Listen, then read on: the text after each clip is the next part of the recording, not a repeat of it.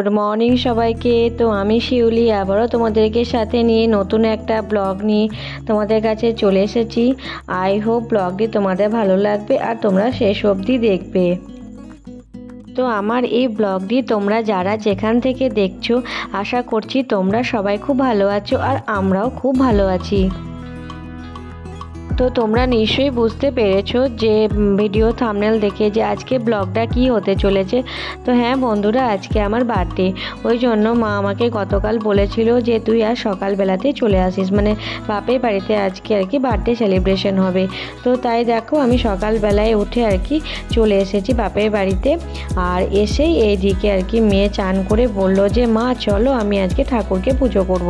তাই এদিকে দেখো মেয়ে আর কি ঠাকুরকে পুজো করছিল।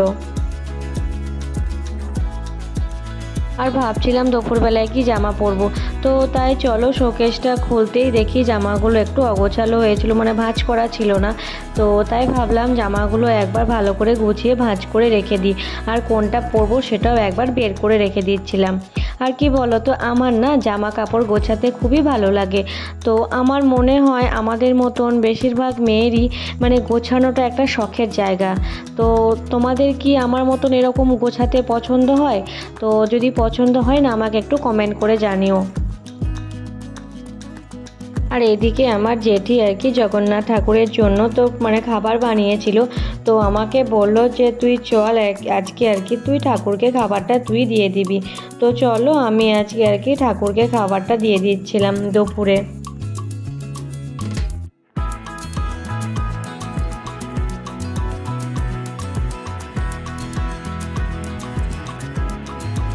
এবছর প্রথম আর কি আমার দাদার মেয়ে মানে রথটা বানিয়েছে। আর কি বলতো, আমাদের বাড়িতে আর কি মানে সোজা রথ থেকে উল্টো রথ পর্যন্ত এক সপ্তাহ আর কি মানে প্রতিদিন এভাবে ঠাকুরকে ভোগ নিবেদন করা হয়। তো আজকে আমাকে জেঠি বললো তুই ঠাকুরকে মানে ভোগটা নিবেদন কর। আজকে আমি ঠাকুরের কাছে একটাই প্রার্থনা করছিলাম যে ঠাকুর আমি যেন এভাবে আর কি সুস্থ শরীরে আমার স্বামী সন্তান নিয়ে ঘর সংসার করতে পারি, আর তুমি আমার পরিবারের সকলকে এমনকি সবাইকে তুমি ভালো রেখো। তো চলো এদিকে ঠাকুমার জন্য আর কি খাবারটা নিয়ে যাচ্ছিলাম, কারণ অনেকটাই দুপুর হয়ে গেছে। তো ঠাকুমাকে খাবারটা দিয়ে আর কি মানে মা আমাকে খাইয়ে দেবে। আর এই যে দেখো আজকে আমার দুপুরের খাবার।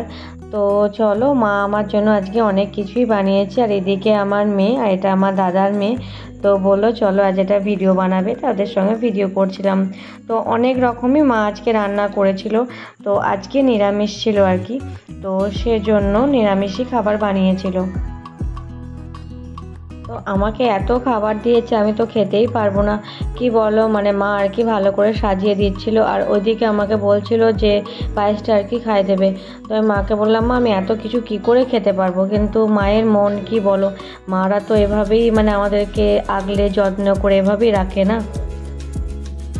আর এইভাবে আর কি মানে নিজের এই স্পেশাল দিনটাকে আর কি মানে নিজের বাড়ির লোকের সঙ্গে যদি একটু শেয়ার করতে পারি না, তাহলে মনটা না অনেকটাই বেশি আনন্দে আরও ভরে ওঠে।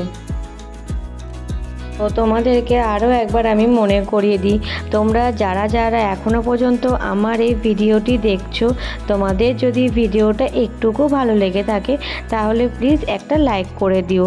আর নতুন বন্ধু হয়ে থাকলে আমার চ্যানেলটিকে সাবস্ক্রাইব করে আমার পাশে অবশ্যই থেকো। এইদিকে মানে এত সুন্দর সুন্দর মা রান্না বানিয়েছে যে কোনটা খাবো আর কোনটা খাবো না ভেবেই পাচ্ছিলাম না। তো চলো ওইদিকে সব খাওয়া দাওয়া কমপ্লিট হয়ে গেছে। আর এবার আমি বিকালবেলা একটু বাজারে গেছিলাম। তো চলো সন্ধেবেলায় আর কি কেকটা কাটার জন্য সমস্ত কিছু রেডি হচ্ছে। আর ব্লগটা তোমাদের কেমন লাগলো আমাকে কমেন্ট করে জানিও। তো আবার দেখা হচ্ছে পরের আবার একটা ভিডিওতে। তো সবাইকে বাই বাই, টাটা।